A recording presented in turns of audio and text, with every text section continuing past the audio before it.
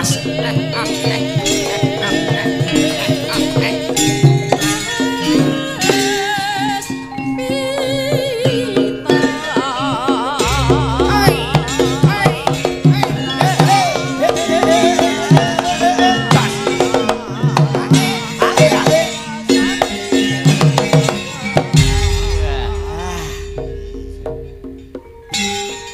Terusno Dem.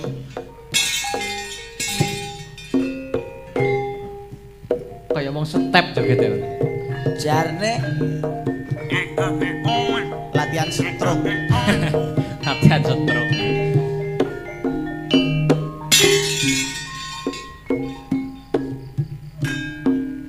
Alah alah alah. Alah iya ta.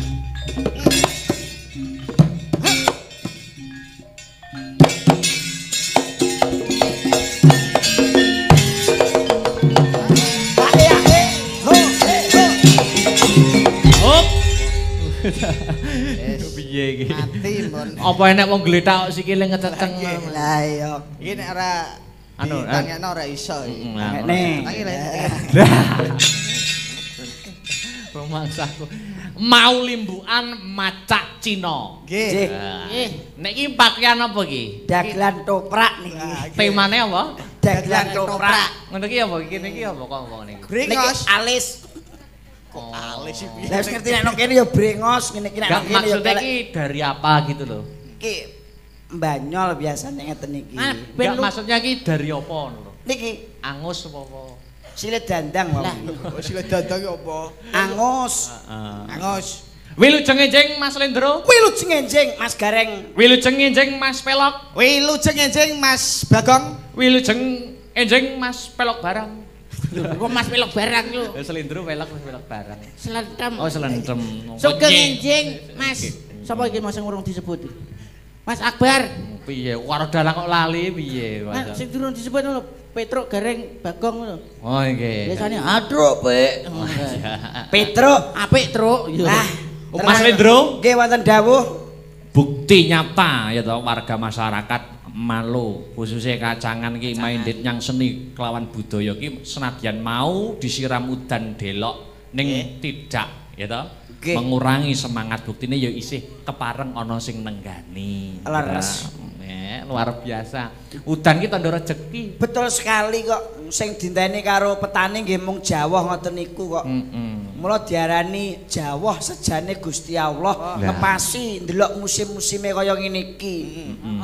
Sebabnya apa dina iki mang kok panase ra karuan. Sebabnya apa ngerti apa ora kowe? Sebabe apa? Sebabnya wong duwe gawe pirang-pirang. Nah. Dadi keluke munggah terus panas. Nek jare wong ndek kae ditambak. Dadi suasanane iki wis malih adem. Heeh. Piyayine sing mirsani nggih tesih do nglumpuk niki sing pandemen budaya nggih ngeten iki. Oh, ngono ya Mas Pelak ya? Nggih. Kok iso dong. Dadi sing dideloki ora trima guyone mboten trima nyanyi-nyanyine. Lah sing ditonton iki lakone ngantos rampung. Amin. sebabe apa di awan panas mau. Sebabe yo awan kok. Ya, sebab awan. Lho awan yo mesti panas nak bengi adem ngono lho Mas.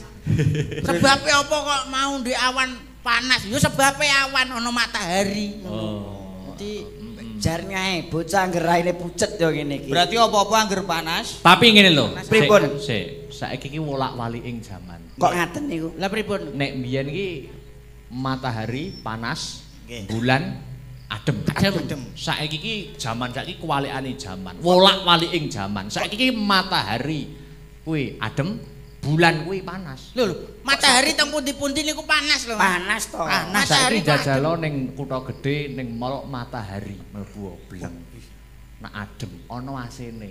Oh, matahari.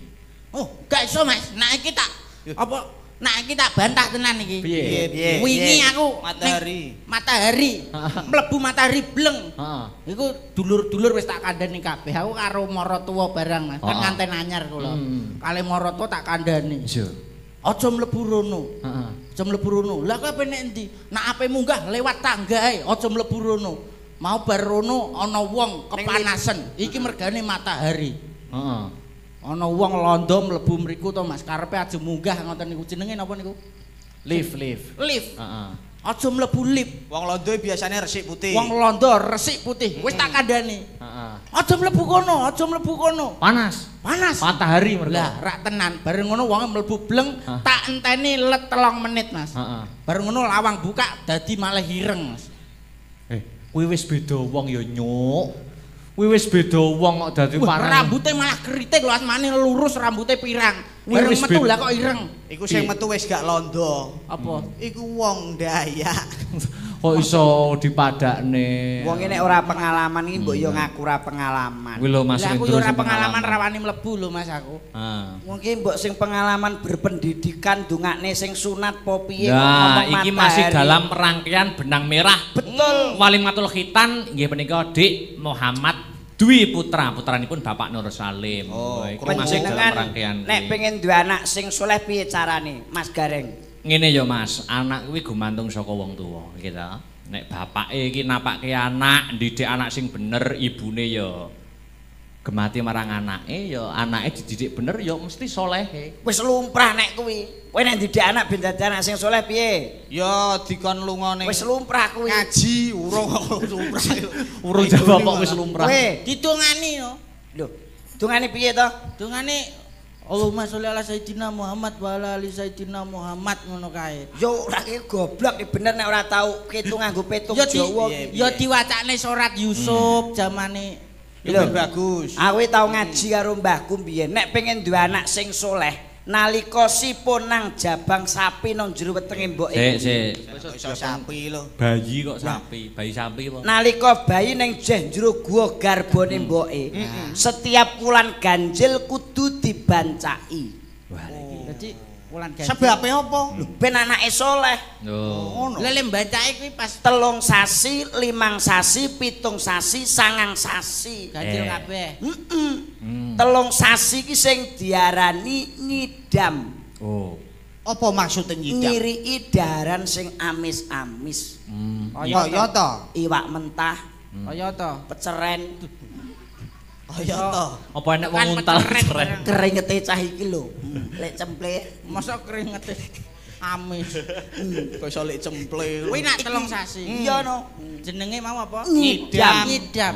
Nyiriki daharan sing amis-amis. Nyidam nyeri daharan sing Amis, amis. Iki 3 sasi. 3 sasi.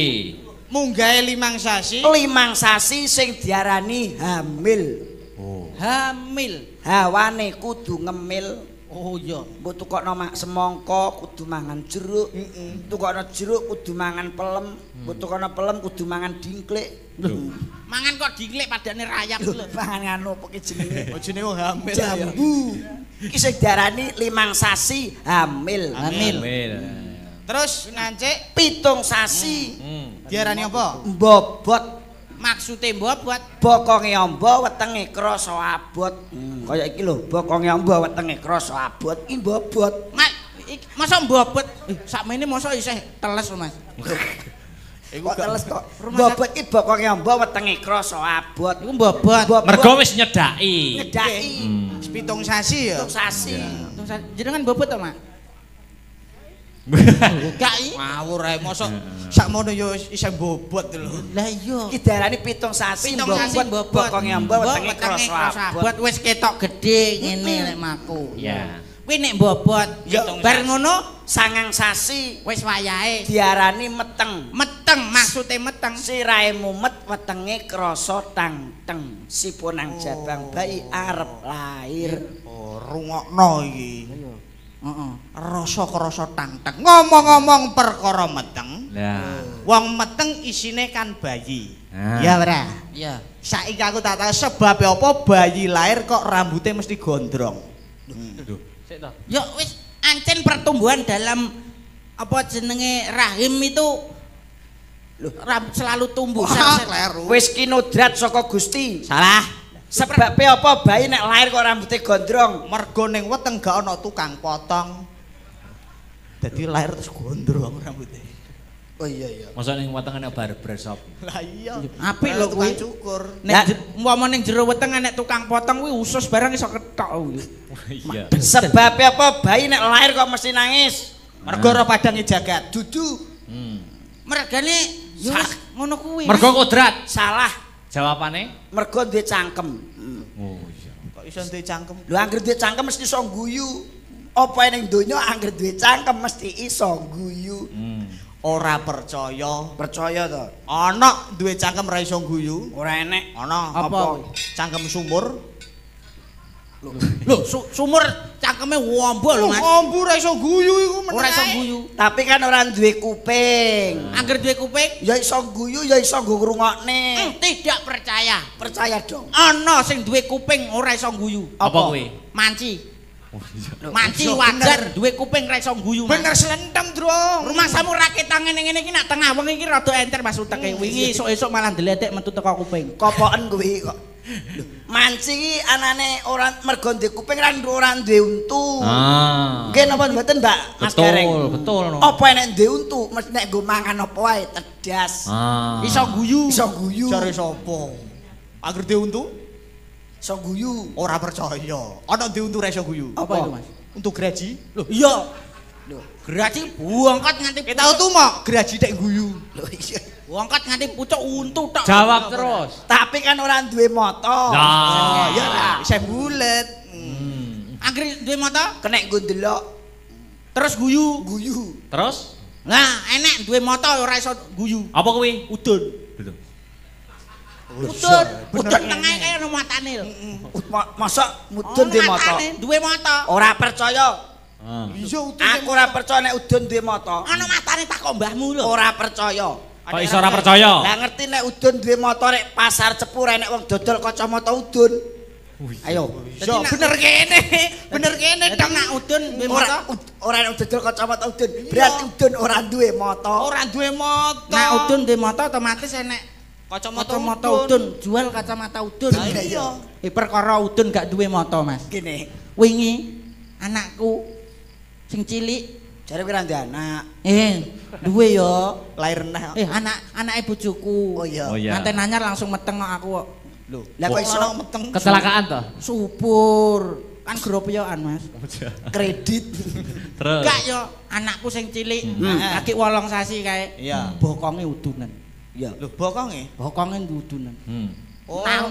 Nangis Mbah Mudin lewat. Tonggoku kan Mbah Mudin. Iya. Kenapa totem anakmu kok nangis? Niki Mbah, anakku kena iku ndek penyakit udun. Udunan. Heeh. Terus lah niku carane pripun to Mbah ben gak nangis, bendang mari. Ngene tem carane. Engko nak pas anakmu turu, limpenen plotot matane. Kuwi to. Iya. Lah, turu bengi-bengi Mas. Urung enek seminggu, Iya. tak plotot matane. Mari. Ora to. Terus. Malah mecicil mendulu matane. Nyok munyok. Apa? Maksude sing diplotot iki motone udun. Jare udun ra ndek mata. Wala padha ae. Engko nak udun ndek mata kan jual kacamata udun pasar Cepu. Bener kene, Bro. Tapi udun kan ra duwe sikil. Lho. Udun ada Udun ra ndek sikil. Angger duwe sikil lak kena nggo mlayu no mesti no. Motor Ah, iki. wis. Wah, urung mesti. Urung mesti. Ana duwe sikil ra iso mlayu ya, Dem. Ya. Apa kuwi? Kursi? Nah, kursi, meja, duwe. Oh, kayak iso melayu. Sinten ing kedawan nembang nika? Alah, iki lho tutuk. Tutukno sik. Tutuk nase ora, nak ditonton abahe teko omah lho iki. Tenang.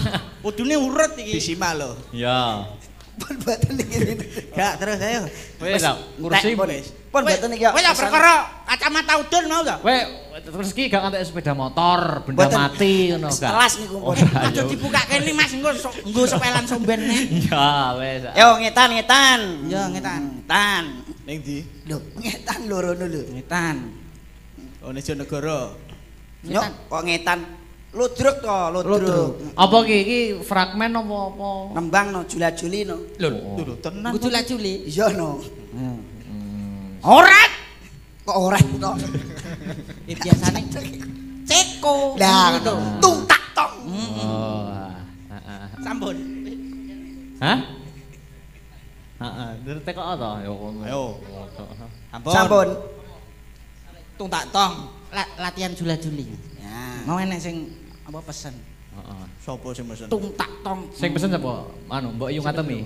Hah? Mbok Ayu Ngatemi sing pesen. Ya ngono, Bu Parti. Oh, bar.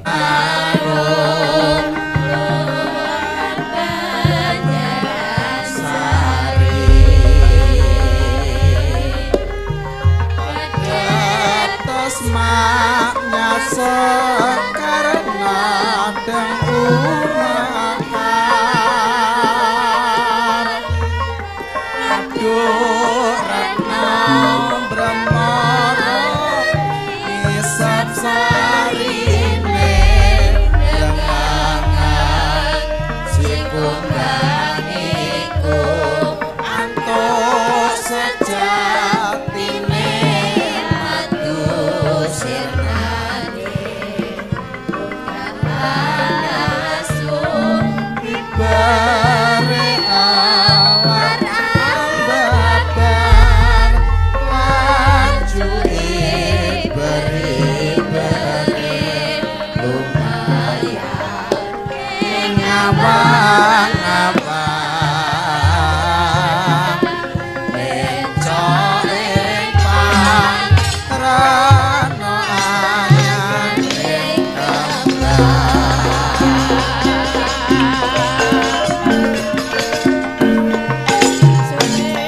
Yayi Bimasena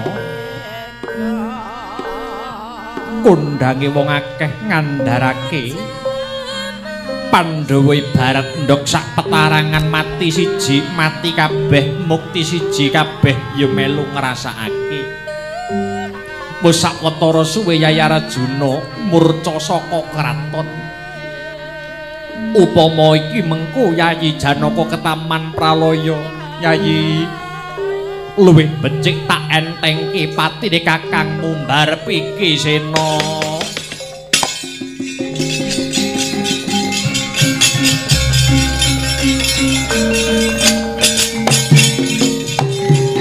lalawa gumandoling pangkebet-kebet lera melu susah yen bisa muwus pagene Pandhawa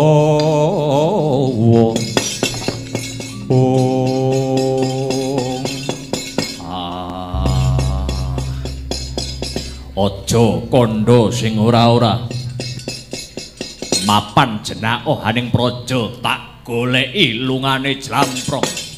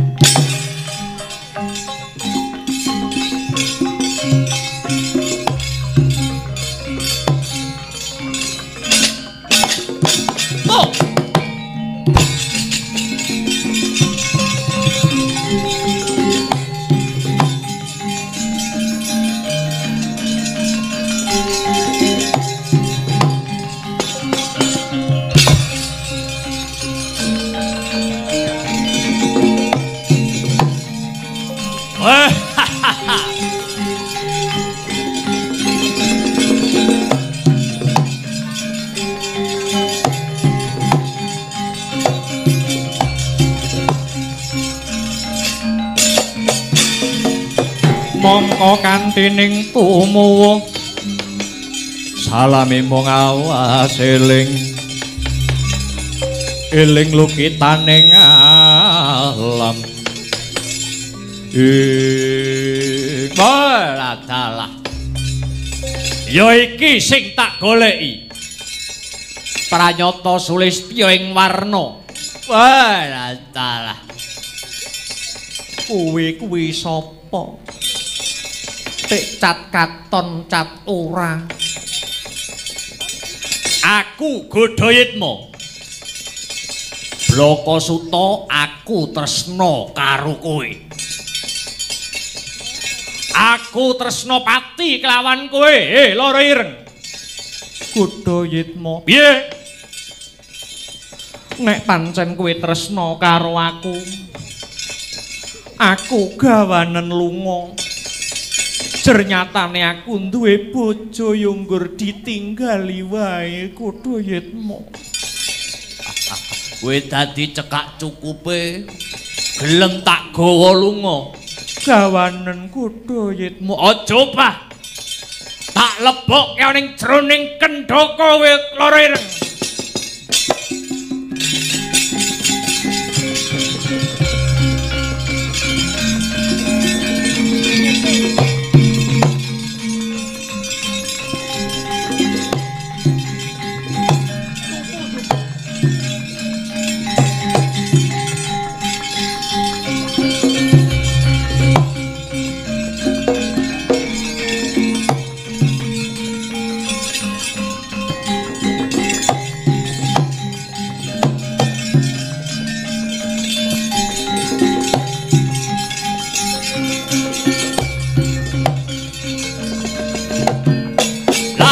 Kono to wau ya ngetok daya angin risang kudayitmu ing pengangkah anyerot raganing Dewi Sembadra manjing sak lebeting gendhaga ucap ragane sang Anoman ingkang kendang ing akasa awit den jemparing kaliyan Dewa Sarani melu kasrot manjing ana jroning kendhaga.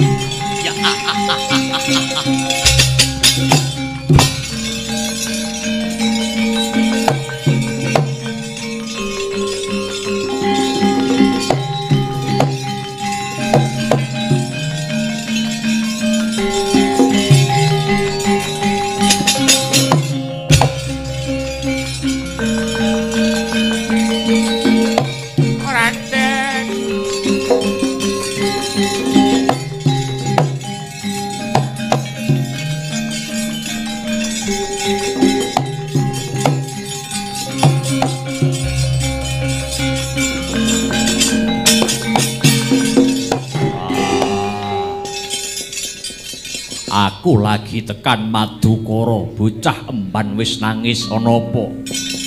Ngaturi ketiwasan. Ndara Janaka ingkang sampun sawetawis dangu murca.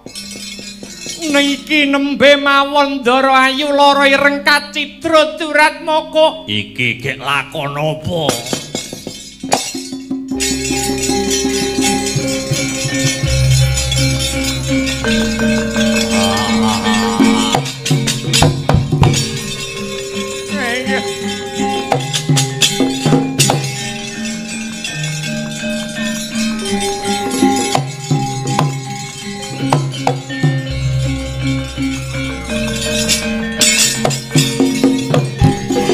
Hina semubang Iwangarana kadinetraning angga rapuk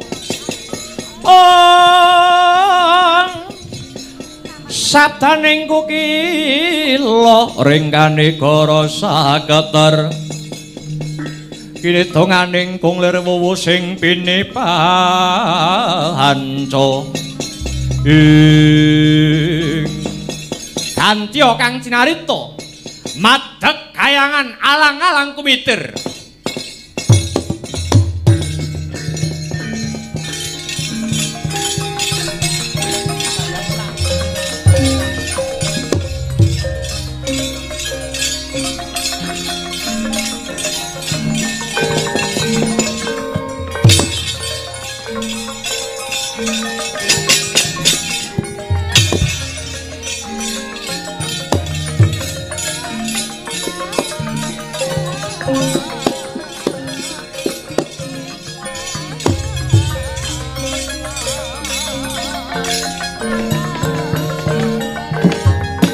Manikmaya kang prapta kadiparaning sedya. Pukulun kula badhe hanyadong tumruning Wahyu Toh Jali. Wahyu menika badhe kula turunaken dhateng pun Janaka. Awit sak mangke sampun titi wancinipun. Ya. Yen wis ndak pulungake enggal tumuraning Madyapada. Selak diantu-antu kelawan Janaka. Paulingku heh Manikmaya, wahyu iki aja digawe sembrono ya Manikmaya. Mengko mundhak kena siku denda. Ngestoaken dawuh Pukulun.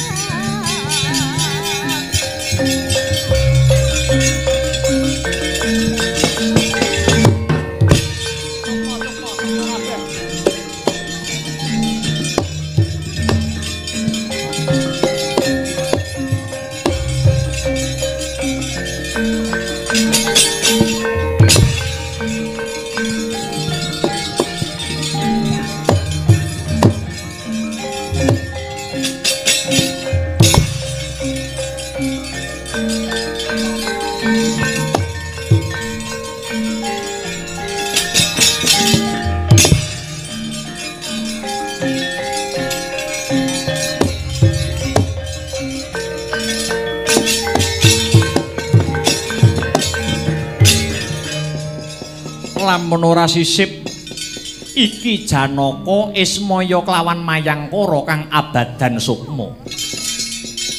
Nuwun inggih Pukulun. Kula badhe hanyadong kanugrahan Wahyu Toh Jali. Kula namung jampangi tindak ing momongan kula Pukulun. Pukulun. Kula kindang kapracundang awit kenging dayaning jemparing saking Dewa Srani ingkang badhe hanggayuh Wahyu Toh Jali. Ya jagat, ya dewa, ya Bathara. Janaka lan Ismaya tututana playuning Manikmaya. Wahyu Toh Jali wis ndak paringake marang Manikmaya. Jarene ya kanggo jeneng kita Janaka nanging aku samar yen wahyu mau bakal kanggo Dewa Srani amarga Mayangkara kandha pawarta kang kaya mangkono. Mesti wae Manikmaya luwih ngeboti si Dewa Srani oyakan playuning Bathara Guru. Janaka lan Ismaya nyuwun pamit Pukulun.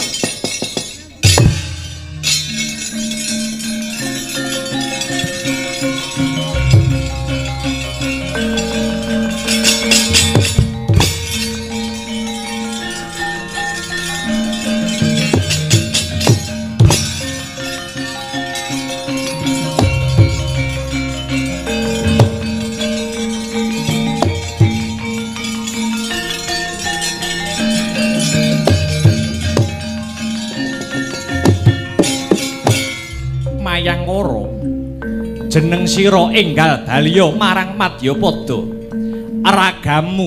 Ragamu mapan aning musuh bebuyutanmu Mayangkara.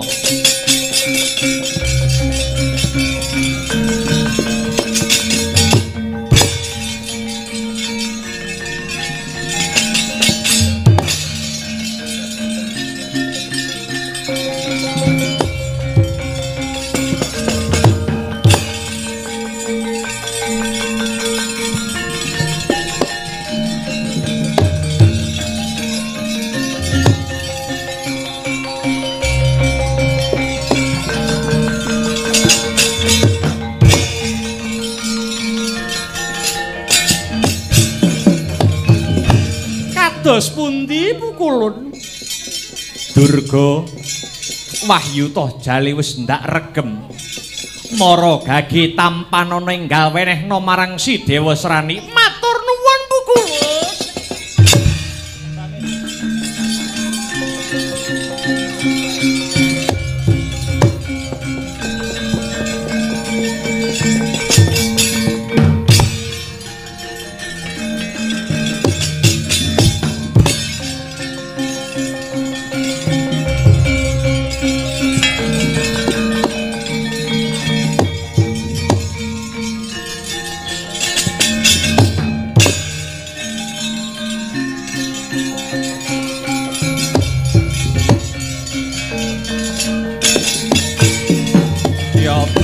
Maruta saking Kuda Sakura kula yen atanamutusa Sang Sri ing Kakang Ismaya iki ayo aja kakian pirembukan enggal wenehna Wahyuta jali marang aku Wahyuta jali mono duweke Raden Janaka kang dadi momonganku Raden Janaka kang menang nampa ora bisa Kakang Wahyu wis ginayuh dening Dewa Srani ya jagat ya dewa ya Bathara Bathara Guru derajatmu dhuwur dadi tetungguling dewa ning patrapmu luwih asor saka celeng mandi pangucaping Sang Ismaya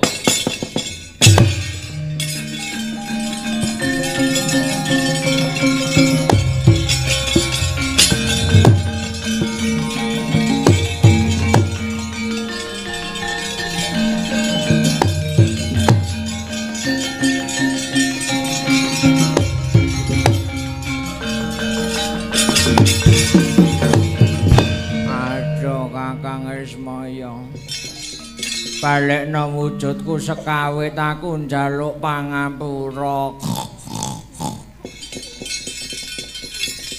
kabeh ngunduh woing pakarti durung wancine kowe bali mula-mulanira balimu dadi wujud sekawit yen ana lelakon besok rebutan kursi kadewatan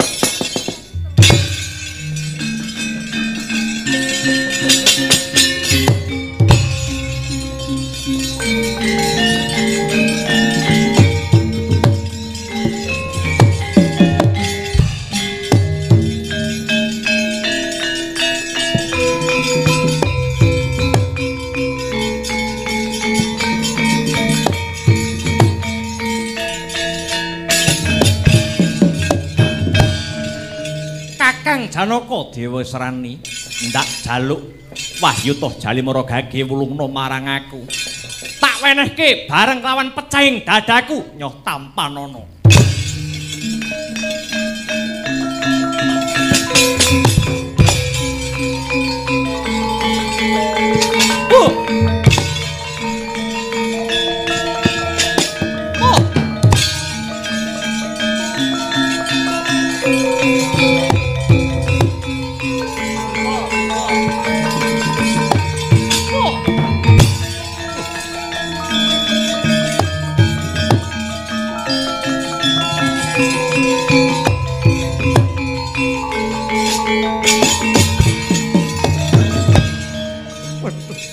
Kanjeng Ibu, kula mimpang mengsah Janaka Kanjeng Ibu. Ya ing kene kula carane bisa nyampurnake ngawane si Janaka. Pun Ibu bakal dadi jemparing tamakna karo si Janaka Dewa Srani.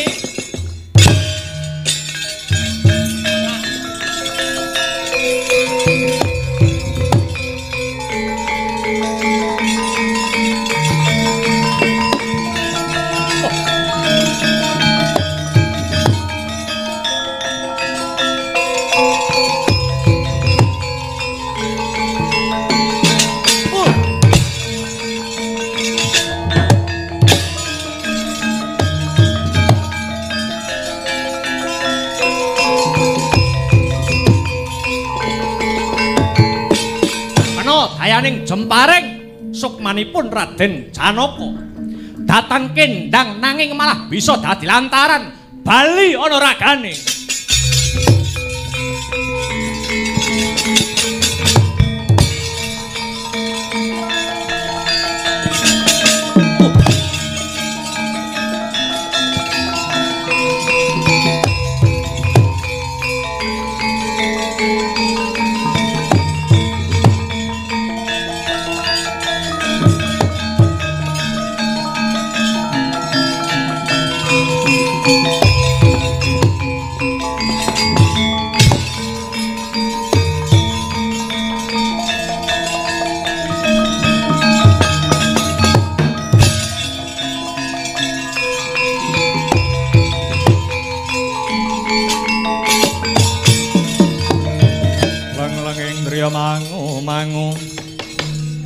mangungkung kanduhan rimang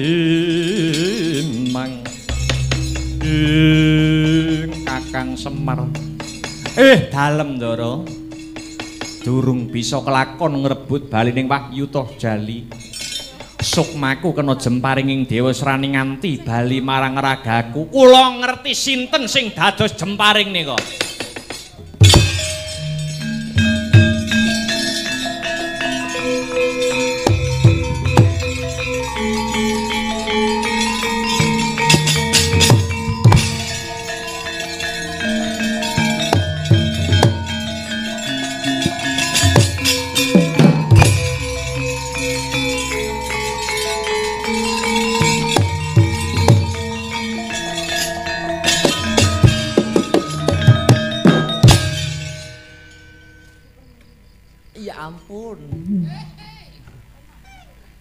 piye yahene iki enak-enake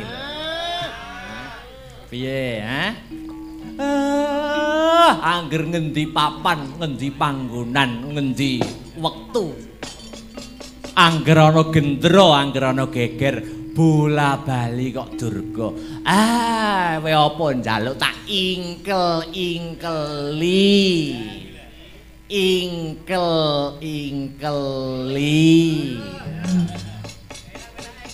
ayo mbok balekke ora wujuding Wahyuta Jali angger ora mbok balekke apa ora ngerti dayane Semar Sumaji kowe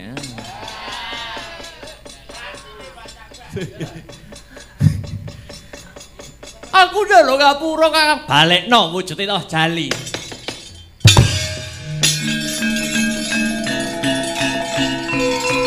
ayo enggal bali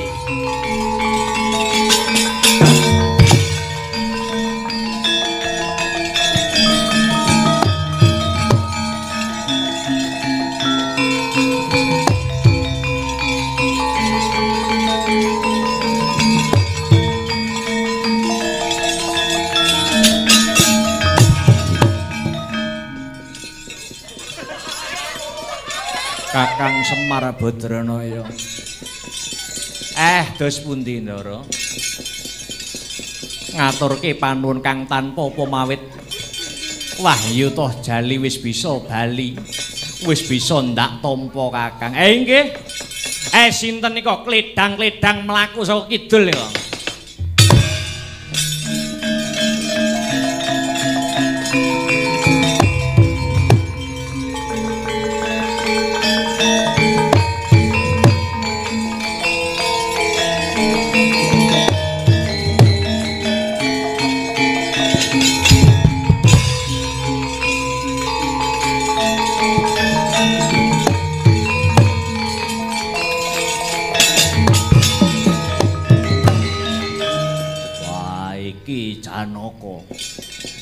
pirang-pirang sasi kowe ilang saka negara Ngamarta ndak golek ya ning satriyan Madukara ya ora ana kowe bubar saka ngendi kowe apa rabi neh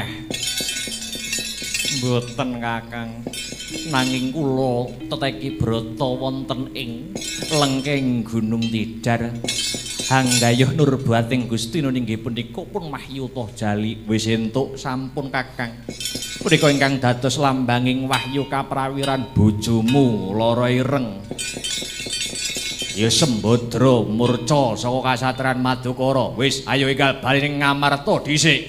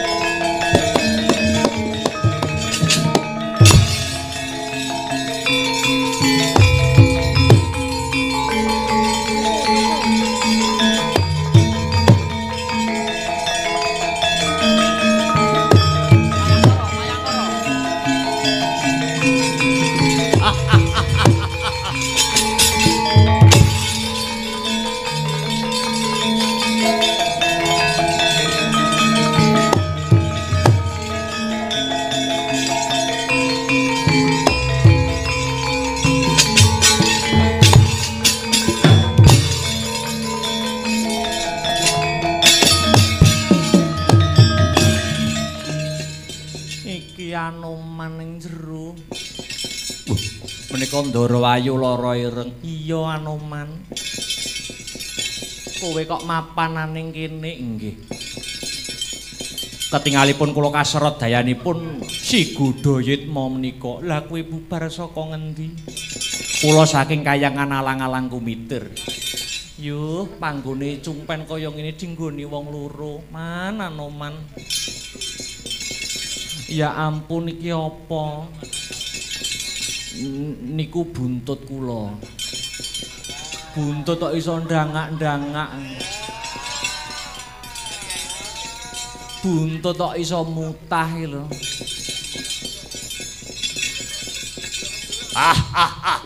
Sembatra wis tak entuke.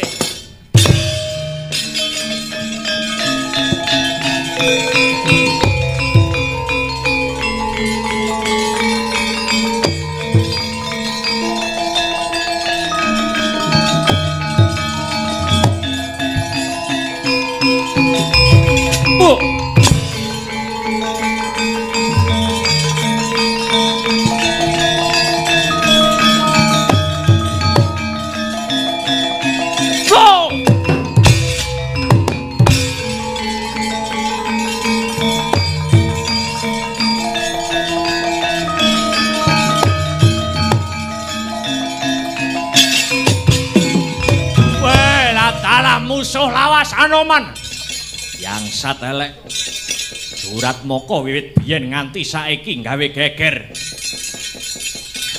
Dewi Sembadra tak jaluk nyoh tampanono leganing atimu.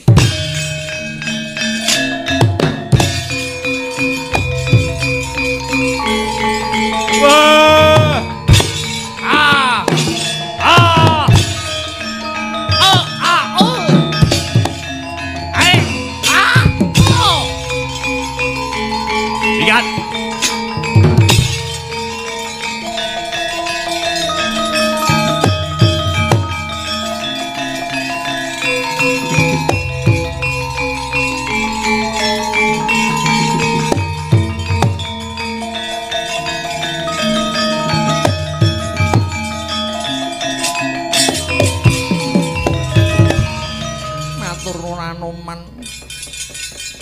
Wis paring luar marang lara ireng monggo kula kanthi tumuju wonten negara Ngamarta pedhut menika sampun sumilak Raden Ayu.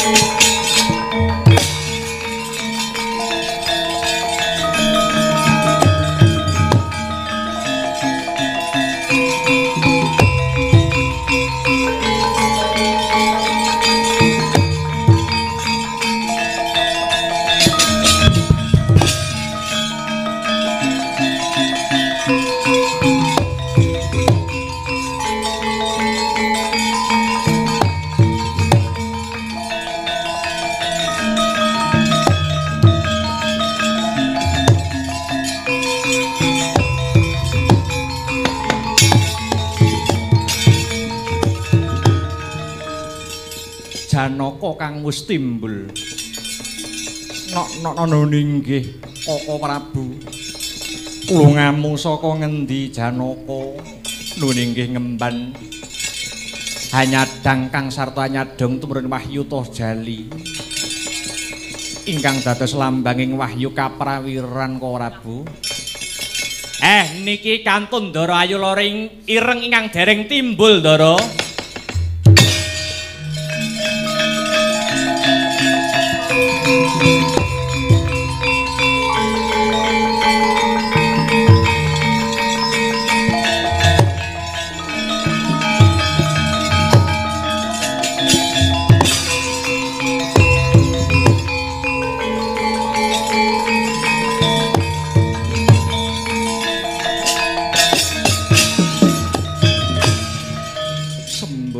Wis timbul. Aku sengaja ngilang. Lah arep ora ngilang piye nek ana ning omah ya jarang diampiri. Sapa ta wong wedok ini? Ora gregeten atine. Iya ya tak akoni bojone akeh. Duwe bojo sing bojone akeh ki nyat repot ibarat arisan ki setahun rong mesti nyotel. Aku nggayuh Wahyu Sembodra dina iki wis ndak entukke tumuruning Wahyu Toh Jali menika maratandani tumuruning Wahyu Toh Jali lampan sedalun atas sampun pundhat Ndara ingkang becik kena dadi patuladan kang ala kagiles anut lakuning jaman tumuruning Wahyu Toh Jali wahyuning kaprawiran mugi saged andayani keselamatan lan katentreman dhateng ingkang ratri punika sinupitaken ingkang sampun kasembadan tetak utawi dipun islamaken sabibaripun ringgitan sedaya gegayuhan saged kinabolaken sumrambahipun keluarga besar Bapak Nur Salim Sagutrah pinarengan ayem tentrem bagya mulya Semar nyuwun pamit kathah lepat diagung pangaksami wassalamualaikum warahmatullahi wabarakatuh.